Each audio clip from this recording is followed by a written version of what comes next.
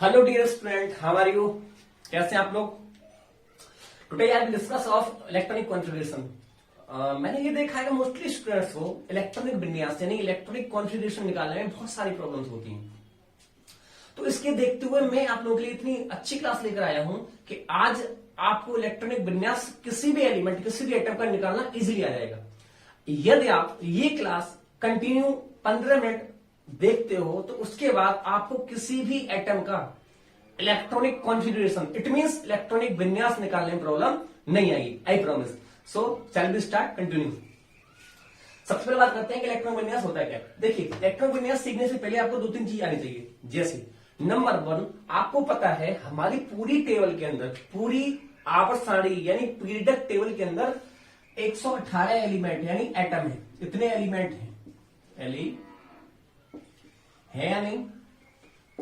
आपको इन एलिमेंट्स को आना बहुत जरूरी है। और 118 आपको कंप्लीटली नहीं आते हैं, नो प्रॉब्लम। मैं इसके लिए एक सेपरेट वीडियो बता लूंगा अभी, जिससे आपको 118 एलिमेंटों को याद करा दूंगा। बट अभी आपको कुछ एलिमेंट्स पता होना चाहिए, या ये कह सकते हैं आप 30 तक 30 तक आपको कुछ एलिमेंट सिंबल और उनके एटॉमिक नंबर याद होने चाहिए। ओके, चलो मैं आपको 2-3 चीजें सिखाता हूं। देखो, सबसे पहले आप लोगों को ये पता होना चाहिए कि ये कोई न्यूक्लियस होता है। न्यूक्लियस, इसके चारों तरफ ये सेल होती हैं। सेल एक्चुअली होता ये है कि कोई भी एटम हो, जैसे सोडियम, नाइट्रोजन, फास्फोरस, क्लोरीन, ये सारे एटम हैं। इन एटम्स का कोई एटॉमिक नंबर होता है। जैसे इसका 11 हो गया, इसका 7 हो गया, इसका 17 हो गया, इसका 15 हो गया। ये इनके एटॉमिक नंबर होते हैं। एटॉमिक नंबर जो किसी भी एलिमेंट का जो एटॉमिक नंबर होता है वो किसी भी एटम के अंदर, वो सेलों के अंदर और सब सेलों के अंदर इलेक्ट्रॉनों को फिल करता है। पहले समझिए आप, कोई भी एटम है जैसे सोडियम, इसके अंदर जो इलेक्ट्रॉन होंगे, जो इसका एटॉमिक नंबर कितना है? 11 है। जो 11 इलेक्ट्रॉन है ये इसके अंदर सेल और सब सेल में फिल होते हैं। यानी एक होती है सेल, SHELL, हिंदी में बोलते हैं कक्षा, हिंदी बोलते हैं कक्षा। एक होती है सब सेल, एक होती है क्या? सब सेल। हिंदी में कहते हैं उपकोष, उपकोष। इसे कोष भी कहते हैं। कोष ये हो गया कोष, ये हो गया उपकोष, यानी सेल और सब सेल। ये होते क्या है पहले आप समझिए। जैसे मान लो ये कोई सोडियम का कोई एटम है, एटॉमिक नंबर 11 है, तो उसके चारों तरफ नंबर 1, नंबर 2, नंबर 3 या आगे और भी जो भी होगा, ये नंबर ऑफ सेल यानी नंबर ऑफ कोष होते हैं। यानी ये पहला कोष, ये दूसरा कोष, ये तीसरा कोष, ये चौथा कोष। अगर और भी ज्यादा इलेक्ट्रॉन है तो कोष आगे ही बढ़ते जाएंगे। ये होते हैं कोष, और इन्हीं कोषों के अंदर इलेक्ट्रॉन उपकोष होते हैं। यानी ये होते हैं नंबर ऑफ कोष, यानी ये होती है सेल। ये क्या है? सारी ये सेल है। क्या है? 1, 2, 3, 4, 5, 7 इन्हें क्या कहते हैं? हम कक्षा कहते हैं, कक्षा या सेल, SHELL, सेल कहते हैं। इन सेल के अंदर ही, इनके अंदर ही सब सेल भी होती हैं, इन्हें बोलते हैं उपकोष। तो मैं इसी के बारे में डिस्कस करूंगा जब आपको इलेक्ट्रॉनिक विन्यास करना सिखाऊंगा। तो शुरुआत करते हैं। देखो, एक आप 2-3 चीज याद रखिए। पहला याद रखिए नंबर 1 सेल, SHELL, यानी हिंदी में कहूं तो कक्षा या कोष। ये हमारी केमिस्ट्री में एक्सपेरिमेंटली ऐसा देखा है कि 4 होती हैं, KLMN। ये क्या है? Number of cell. क्या है ये? नंबर ऑफ सेल या कोष कह सकते हो, ठीक है ना, या कक्षा भी कह सकते हो। इनके अंदर इलेक्ट्रॉन जो भरे जाते हैं वो 2n स्क्वायर के हिसाब से भरे जाते हैं। यानी n का मान कोई भी होता है, 1, 2, 3, 4। और ये कैसे भरे जाएंगे इलेक्ट्रॉन के अंदर? 2n स्क्वायर के हिसाब से। मान लो ये पहली सेल है, ये दूसरी सेल है, ये तीसरी सेल है और चौथी सेल है। इसमें इलेक्ट्रॉन कितने आएंगे? तो 2 ये रहा, और n का मान कितना है? 1, तो 1 का square is equal to 2 into 1। ये पहली सेल में कितने इलेक्ट्रॉन आ चाहिए? 2। बात समझ आइए। अगर पहली सेल की बात कर रहा हूं तो 2n स्क्वायर के हिसाब से इलेक्ट्रॉन भरे जाते हैं। ये एक्सपेरिमेंटली देखा गया है। तो केमिस्ट्री में कुछ चीजें हमें माननी पड़ती हैं। आप सारी चीजों को खुद करके नहीं देख सकते, क्योंकि ये सारी जो डेटा होता है ये एक्सपेरिमेंटली होता है, प्रायोगिक डाटा होता है, ये आपको मानना पड़ता है। तो मैं सारी सेल के अंदर जो सेल होती है KLMN, इनके अंदर इलेक्ट्रॉन फिल किए जाते हैं, वो किए जाते हैं 2n स्क्वायर के हिसाब से। अगर दूसरी सेल की बात करूं तो 2 और n का मान n स्क्वायर यानी 2 का स्क्वायर, कितना हो जाएगा? 2 इंटू 4 इज इक्वल टू 8। दूसरी सेल में कितने इलेक्ट्रॉन आएंगे? 8। 8 आएंगे नहीं आएंगे? चलो ठीक है, तो पहली सेल में इलेक्ट्रॉन, दूसरी सेल में 8 और तीसरी सेल में इलेक्ट्रॉन कितने आएंगे? वही कर लो, 2 इंटू 3 का square into 2 into 9 is equal to 18। तीसरी कितने हो जाएंगे? 18 हो जाएंगी। इसमें मैं लगा लो 2 स्क्वायर का फॉर्मूला, तो कितने आएंगे यहाँ पे? 32 आएंगे। एक बार करके देख लेना आप। ये एक्सपेरिमेंटली हमने भर लिया कैसे कि एल एम एन में इलेक्ट्रॉन कैसे भरे जाते हैं। बात समझ में आ गई? अब बात करते हैं, इस सेल के अंदर ही होती है सब सेल। इस सेल यानी कोषों के अंदर उपकोष भी होते हैं, यानी सब सेल कहते हैं उन्हें, सब सेल। हिंदी में बोलते हैं उपकोष। क्या बोलते हैं? उपकोष। तो जो के सेल है, इसके अंदर केवल एस एक उपकोष होता है। इसके अंदर 2 होते हैं, एक होता है एस और एक होता है पी। इसके अंदर 3 होते हैं, कौन कौन से? एक होता है एस, एक होता है पी और एक होता है डी। और ये जो है इसके अंदर 4 होते हैं, कौन कौन से? एक होता है एस, एक होता है पी, एक होता है डी और एक होता है एफ। दिख रहा है आपको यहां पे? यानी जो हमारे पास फर्स्ट सेल है, इसमें केवल एक सब सेल होती है एस। इस पे एसपी, यहां पे एसपी, यहां पे एस, यहां पे एसपीडी और यहां पे एसपीडी एफ। यानी इसके अंदर एक सब सेल, इसके अंदर 2 सब सेल, इसके अंदर 3 सब सेल और इसके अंदर 4 सब सेल होती हैं। बात समझ में आ गई? यानी कोई भी एटम, उसके अंदर पहले सेल होती हैं, जैसे के एल एम एन के रूप में दिखाते हैं। उसमें इलेक्ट्रॉन मैंने आपको भरना सिखा दिया, 2, 8, 18, 32 के हिसाब से भरे जाते हैं। उन सेल से छोटी यानी उसके अंदर सब सेल होती है, जिनमें इलेक्ट्रॉन कैसे भरे जाते हैं? एस पी डी एफ के हिसाब से। लेकिन केवल के अंदर एस एक सब सेल होती है, एल के अंदर एस पी 2 सब सेल होती है, एम के अंदर एस पी डी 3 सब सेल होती है और एन के अंदर एस पी डी एफ 4 सब सेल होती है। कंप्लीट। अब सब सेल में इलेक्ट्रॉन कैसे भरे जाते हैं ये सीख लेंगे हम। तो देखिए, अगर कोई एस सब सेल है तो उसके अंदर मैक्सिमम इलेक्ट्रॉन 2 आते हैं, क्योंकि इसके अंदर ऑर्बिटल होते हैं। क्या होते हैं? ऑर्बिटल। इसे बोलते हैं ऑर्बिटल। यहां लिख देता हूं ऊपर। ये तो होगी सब सेल। सब सेल हिंदी में कहें तो उपकोष। उपकोष। ये नंबर ऑफ इलेक्ट्रॉन हो जाएंगे, ये वाले। ये क्या हो जाएंगे? Number of electron. ठीक है, ये क्या है? ये होती है यहां पे ऑर्बिटल। इसे बोलते हैं ऑर्बिटल। हिंदी में कहते हैं कक्षक। कक्षक। तो एस के अंदर नंबर 1 एस सब सेल के अंदर मैक्सिमम 2 इलेक्ट्रॉन आते हैं, क्योंकि उसके अंदर केवल एक ऑर्बिटल होती है, एक। और एक किसी भी ऑर्बिटल के अंदर इलेक्ट्रॉन कैसे भरे जाते हैं ये बात करेंगे हम। नंबर 2 एस के बाद क्या आता है? पी। पी के अंदर मैक्सिमम 6 इलेक्ट्रॉन आते हैं, क्योंकि उसके अंदर ऑर्बिटल होती है 3। कितनी होती है? 3 ऑर्बिटल हो गई। अगला आता है 3 नंबर पे एसपी डी। डी के अंदर मैक्सिमम इलेक्ट्रॉन भरे जाते हैं 10। डी के अंदर 10 इलेक्ट्रॉन को आप भर सकते हो, क्योंकि उसके अंदर जो ऑर्बिटल होती है वो होती है 5, 1, 2, 3, 4, 5। ये होती है 5। अगला आता है 4 नंबर पे एसपीडी एफ। एफ के अंदर जो इलेक्ट्रॉन आते हैं वो 14 आते हैं, 14, क्योंकि इसके अंदर जो ऑर्बिटल होती है वो 7 होती है। 1, 2, 3, 4, 5, 6, 7 यानी 7। अब होता ये है, ये जो एक आपको चैम्बर दिख रहा है, ये रूम, ऐसा रूम मान सकते हैं आप। इस रूम के अंदर मैक्सिमम 2 इलेक्ट्रॉन आते हैं। एक के अंदर कितने इलेक्ट्रॉन आते हैं? 2। तो एक रूम है इसके पास, क्योंकि एक ऑर्बिटल है तो उसके अंदर इलेक्ट्रॉन आते हैं 2, और वो 2 इलेक्ट्रॉन यानी यहां पर 2 आएंगे। यहां पर 3 ऑर्बिटल है तो यहां 6 आएंगे, यहाँ 5 है तो यहाँ पे 10 आएंगे, या 7 है तो यहाँ पे 14 आएंगे। ये मैक्सिमम इलेक्ट्रॉन भरे जाते हैं किसमें? एसपी डीएफ में। एस में 2 इलेक्ट्रॉन आ सकते हैं, पी में 6 आ सकते हैं, डी में 10 आ सकते हैं, एफ में 14 आते हैं। भरने का क्रम क्या होता है मैं यहां बता देता हूं। भरने का क्रम होता है किसी भी एक ऑर्बिटल के अंदर मैक्सिमम 2 इलेक्ट्रॉन कैसे आ सकते हैं, क्योंकि एक उसमें क्लॉकवाइज होता है और एक एंटी क्लॉकवाइज। यानी अगर ऐसे इलेक्ट्रॉन घूम रहा है तो क्लॉकवाइज और ऐसे घूम रहा है तो एंटी क्लॉकवाइज। इसलिए इसमें भी देखो 2 आएंगे, यहां पे 6 आएंगे, यहां पे कितने आएंगे? 10 आएंगे, गिन लो। यहां पे 14 आएंगे, आप गिनोगे तो यहाँ 7 ऑर्बिटल है और 7 में 14 इलेक्ट्रॉन हो गए। बात समझ में आ गई? हालांकि ये अफ्रो प्रिंसिपल मैं अभी सिखाऊंगा आगे, लेकिन ये अकॉर्डिंग टू हुंड रूल, एक हुंड का नियम होता है, उसके हिसाब से इलेक्ट्रॉन बढ़ते हैं। वो आगे नेक्स्ट लेक्चर में मैं आपको समझा दूंगा। बट मेरा आज फोकस है आपको किसी भी एलिमेंट, किसी भी एटम का इलेक्ट्रॉनिक कॉन्फ़िगरेशन यानी इलेक्ट्रॉनिक विन्यास कैसे निकालते हैं। बात समझ में आ गई। अब बात करते हैं, ये आपके समझ में आ गया, ठीक है। अब कुछ नहीं है इसके अंदर, हमने ये सीख लिया कि के एल एम एन ये सेल होती हैं, एस पी डी एफ सब सेल होती हैं। एस में मैक्सिमम 2 इलेक्ट्रॉन, पी में 6, डी में 10, एफ में 14 इलेक्ट्रॉन आते हैं। बस सिंपल, इतना याद रखना है आपको।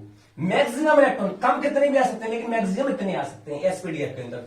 ये क्या होती है, सेल। ये क्या होती है, सब सेल। या हिंदी में कहूं तो कक्षा और उपकोष, या कोष या उपकोष, इन्हें कोष भी कह सकते हैं, कोष। और ये होते हैं उपकोष यानी छोटे। ये बड़े होते हैं और ये छोटे होते हैं। बात समझ में आ गई। अब सीखते हैं हम इलेक्ट्रॉनिक कॉन्फ़िगरेशन करना, ठीक है। चलो, तो हुआ ये बेटा एक अफवाऊ, एक प्रिंसिपल होता है अफवाऊ प्रिंसिपल। ये अफवाऊ किसी साइंटिस्ट का नाम नहीं है। अफवाऊ का मतलब होता है रचना करना या निर्माण करना। ये एक तरीके से मान लीजिए, एक रूल ही मान लीजिए आप कि इसके अकॉर्डिंग इलेक्ट्रॉनों को कैसे फिल किया जाता है। तो मैं आपको इतना इजी सिखाता हूं, आपको ऐसा दूसरा कोई लेक्चर देखने को अभी तक नहीं मिला होगा कि इलेक्ट्रॉनिक विन्यास इतनी आसानी तरीके से भी हो सकता है। समझ लीजिए, आप इतना आसान करके दिखाऊंगा मैं आपको, बहुत इजी तरीके से। देखिए, आप लोग क्या करें, आप लोगों को एक बात पता होगी, अगर आपने पीरियडिक टेबल देखी है, आवर्त सारणी, मेंडलीफ की आवर्त सारणी आपने देखी होगी, उसके अंदर 7 पीरियड होते हैं, 7 पीरियड होते हैं। पीरियड समझ रहे हो, पीरियड अगर हम ऐसे चले ऐसे तो पीरियड कहलाते हैं पीरियड, और ऐसे चले तो क्लास यानी वर्ग कहलाते हैं। मैं पीरियड्स की बात कर रहा हूं केवल, जो ऐसे चलते हैं यानी लेफ्ट टू राइट, तो 7 होते हैं। आपको पता होगा कितने होते हैं, 7। यानी पूरी आवर्त सारणी के अंदर 7 पीरियड होते हैं, 7। तो मैं 7 को 7 नंबर लिख लू यहाँ पे, ठीक है, लिख लेता हूं। 1 2 3, थोड़ा पास पास लिखेंगे, 1 2 3 4 5 6 और 7। कोई प्रॉब्लम? 7 लिखने के बाद आपको कुछ नहीं करना। ये बेटा ये क्या है, ये नंबर ऑफ पीरियड है। ये सारे क्या है, ये पीरियड्स हैं। क्या है, period, number of period. Hindi बोले तो आवर्त, ये आवर्तों की संख्या है।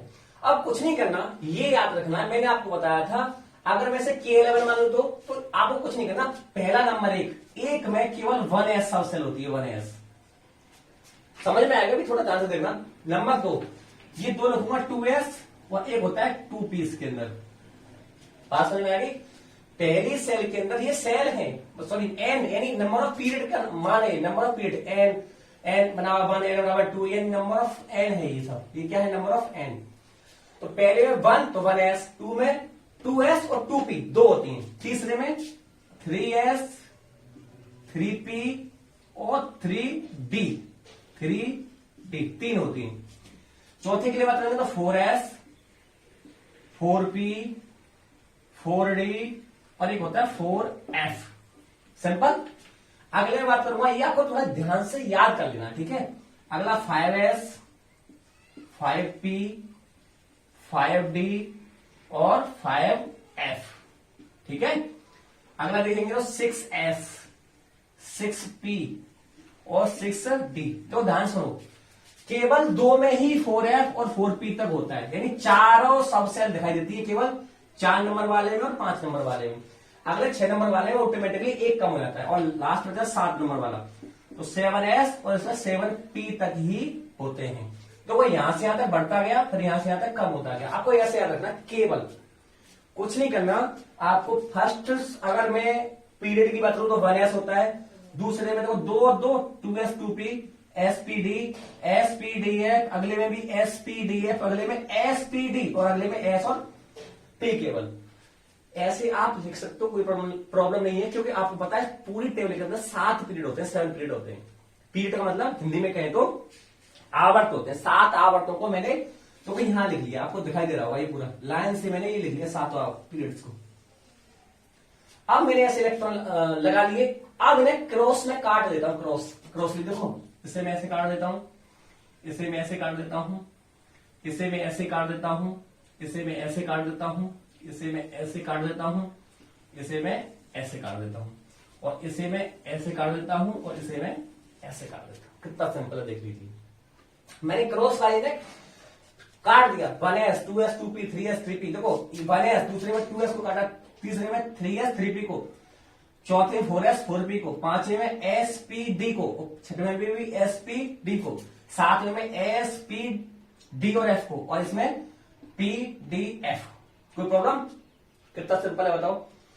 ये करने के बाद आपको ध्यान रखना है कि ये हमारा स्टार्टिंग पॉइंट है, ये हमारा क्या है स्टार्टिंग, S4 स्टार्टिंग पॉइंट है, यहां से आपको शुरुआत करनी है और आपको यहां से यहां तक आना है लौट के, फिर दोबारा उसी पॉइंट पे चला आना है, यहीं पे स्टार्टिंग पॉइंट पे, फिर यहां आना है, फिर यहां दोबारा से स्टार्टिंग पॉइंट पे आना है। आपको इलेक्ट्रॉनों को इस तरीके से बनना है। बात समझ में आ रही है? मैं आपको दोबारा सिखा रहा हूं, आपको इतना याद हो गया। अब कुछ नहीं, इसे मैं नीचे रख के दिखा रहा हूं तुम्हें।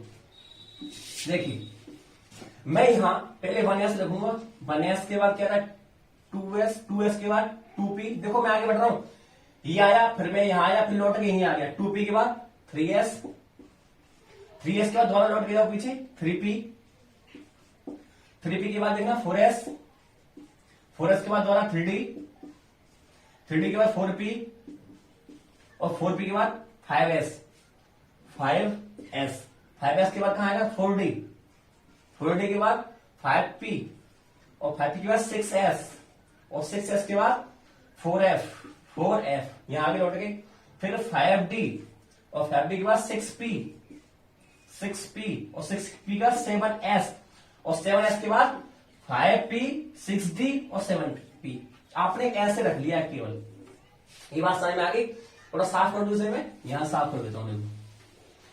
अब आपसे कोई पूछता है कि मान लो सोडियम का इलेक्ट्रॉनिक विन्यास कीजिए, तो आपको क्या करना है, सोडियम ध्यान रखना है, ये आपको याद होगा, ये इसका परमाणु क्रमांक है 11, 11 ही इसके पास इलेक्ट्रॉन होते हैं। मैंने लास्ट वीडियो में एक वीडियो ऐसे दी आपको, वहां पे इलेक्ट्रॉन प्रोटॉन न्यूट्रॉन निकालना आपको इजीली मैंने सिखाया है, अगर आप देखोगे तो। अब कुछ नहीं करना, इसका इलेक्ट्रॉनिक विन्यास करना है मुझे, तो ध्यान रखना पहले हम उपकोषों में इलेक्ट्रॉन विन्यास करेंगे इसके अकॉर्डिंग, क्योंकि ये उपकोष है सारे। कोष क्या होते हैं, KLMN, मैंने पीछे सिखाया है, ये सारे उपकोष हैं। तो पहले करेंगे हम उपकोषों में इलेक्ट्रॉनिक विन्यास, यानी अंग्रेजी में बोलूं तो सब सेल के अंदर हम इलेक्ट्रॉनों को भरना सीखेंगे। सेल के अंदर ऑटोमेटिकली अपने आप भर जाएंगे, देखना आप। तो 11 हो गया, तो मैं सबसे पहले कौन सी आएगी 1s, मैंने आपको पहले सिखा रखा है यहाँ पे कि S के अंदर मैक्सिमम 2 इलेक्ट्रॉन आएंगे, P के अंदर मैक्सिमम 6 इलेक्ट्रॉन आएंगे, D के अंदर 10 आएंगे, और F के अंदर 14 आएंगे। मैक्सिमम आएंगे इलेक्ट्रॉन, यानी अधिकतम, कम कितने भी हो सकते हैं इसके अंदर, लेकिन ज्यादा इससे आप इसके अंदर नहीं भर सकते। बात समझ में आ गई?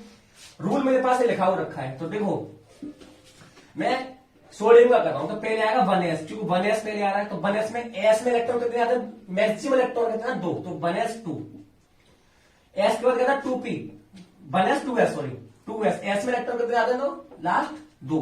बात नहीं? फिर आएगा 2p, 2p में कितने आते हैं 6 इलेक्ट्रॉन, p के बाद क्या आता है s, 4s, 4s में इलेक्ट्रॉन कितने आते हैं 2, लेकिन एक बार इलेक्ट्रॉन को गिन लेते हैं। हमारे पास टोटल इलेक्ट्रॉन कितने 11, तो देखना 2 और 2 4 और 6 10, 10 तो यहीं तक बढ़ गए, हमारे पास एक बचा।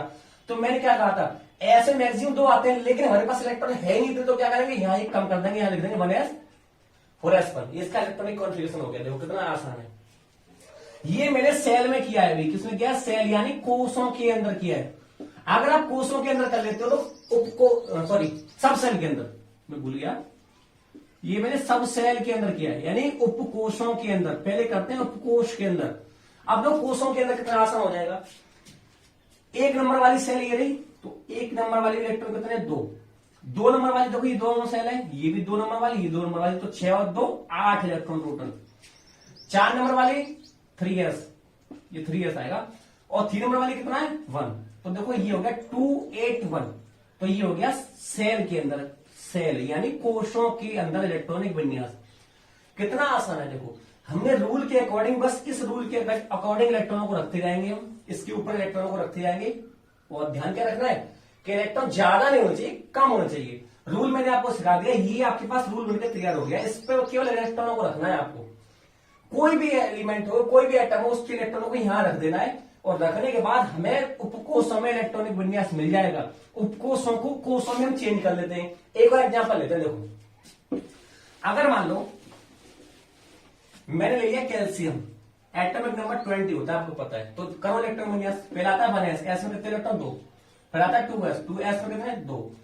फिर आता है 2p, p में कितने होते हैं? 6। फिर आता है 3s, s में कितने होते हैं? 2। फिर आता है 3p, p में कितने होते हैं? 6। गिन लो एक बार कितने हो गए? 2 2 4 6 10 2 12 6 18 फिर 4। फिर आता है 4s, s में कितने आते हैं? 2 इलेक्ट्रॉन कंप्लीट। देखना ये सब सेल में कर लिया मैंने, उपकोषों में। अब से कोषों में चेंज कर दूंगा मैं। तो 1 नंबर वाला केवल ये इलेक्ट्रॉन 2, तो 2। 2 नंबर वाला ये भी है, 2 नंबर वाला ये भी है, 6 तो 8 है इसके अंदर। 3 नंबर वाला ये भी, 3 नंबर वाला ये भी है, 6 तो 8 हो गए। और 4 नंबर वाला केवल एक ही है, उसमें हो गए 2। देखना कितना आसान। ये किसमें हो गया? ये हो गया कोषों में इलेक्ट्रॉनिक विन्यास, कोषों में। कोई प्रॉब्लम? इस सेल के अंदर हो गया। यहां से बैलेंस भी निकाल लेते हैं, लेकिन मैं अभी इतना डिटेल में नहीं जाऊंगा। अभी यहां से बैलेंस निकालना भी नेक्स्ट वीडियो में सिखाऊंगा। यहां से बैलेंस सब कुछ निकाल सकते हो। बात समझ में आ गई? एसपीडीएफ भी निकाल सकते हो कि कौन से ब्लॉक का एलिमेंट है। जो यहां सिंपली लास्ट वाले को देख लेते हैं, लास्ट वाला इलेक्ट्रॉन कहां फिल हो रहा है, वो उसी ब्लॉक का होता है। यानी लास्ट इलेक्ट्रॉन एस में आ रहा, तो ये एस ब्लॉक का होगा। बात समझ में आ गई? एक और कर लेते हैं। देखो अगर मान लो मैं ले लू Zn, जिंक, इसका 30 होता है एटॉमिक नंबर। रखो electron 1s 2s 2p 3s 3p 4s और 3d। मैं रख लिया ए, वही रख लिया मैंने जो क्रॉस काटा था ना, उसी को मैंने सीरीज में लगा लिया। अब क्या करना है? इलेक्ट्रॉन भरने हैं। मुझे पता है एस में कितने आते हैं? 2। एस में कितने आते हैं? 2। पी में कितने आते हैं? 6। एस में कितने आते हैं? 2। डी पी में कितने आते हैं? 6। एस में कितने आते हैं? 2। डी में कितने आते हैं? 10। गिन लो पहले। टोटल कितने लिखने हैं? 30 लिखने हैं मुझे। तो 2 2 4 10 और 2 12 6 18 2 20 और 10 30 कंप्लीट हो गया। देख लो। अब इसे किसमें चेंज करना है मुझे? सेल के अंदर कर लो। 1 नंबर वाले में कितने? 2 इलेक्ट्रॉन। 2 नंबर वाले में कितने? 8 इलेक्ट्रॉन। 3 नंबर में देखो, ये भी 3 नंबर वाला, ये भी 3 नंबर वाला और ये भी 3 नंबर वाला है। तो कितने हो गए? 6 और 2 8 और 10 18। और 4 नंबर वाला कितना? 2। तो इसका क्या हो गया? ये हो गया कोषों में इलेक्ट्रॉनिक विन्यास। कोषों में। बताइए कितना सिंपल है। थोड़ा राइटिंग इशू हो सकता है मानता हूं, लेकिन it is not difficult task, it is very easy. मैं आपको विश्वास दिलाता हूं, यकीन के साथ कहता हूं कि आपको इलेक्ट्रॉनिक विन्यास बहुत आसानी से आ जाएगा। एक बार नहीं, 2 बार आप वीडियो देखिएगा। और कोई प्रॉब्लम हो तो मुझे डिस्क्रिप्शन बॉक्स में जरूर क्वेश्चन पूछिएगा मुझसे, ठीक है ना। मैंने केवल आपको यह सिखाया था कि इजीली आप इलेक्ट्रॉनिक विन्यास किसी का भी इलेक्ट्रॉनिक कॉन्फ़िगरेशन कैसे कर सकते हैं। बात समझ में आ गई? नेक्स्ट लेक्चर में आपको सिखाऊंगा बैलेंस निकालना। बैलेंस के साथ साथ ये सिखाऊंगा ब्लॉक कैसे निकालते हैं। ये बहुत सिंपल है। पीरियड, क्लास, सब कुछ सिखाऊंगा, ठीक है। केवल मैंने आपको ये सिखाया था कि इजीली हम इलेक्ट्रॉनिक विन्यास निकालना कैसे सीखते हैं, क्योंकि बहुत सारे बच्चों की प्रॉब्लम होती है। तब तक के लिए till then goodbye, take care, bye bye.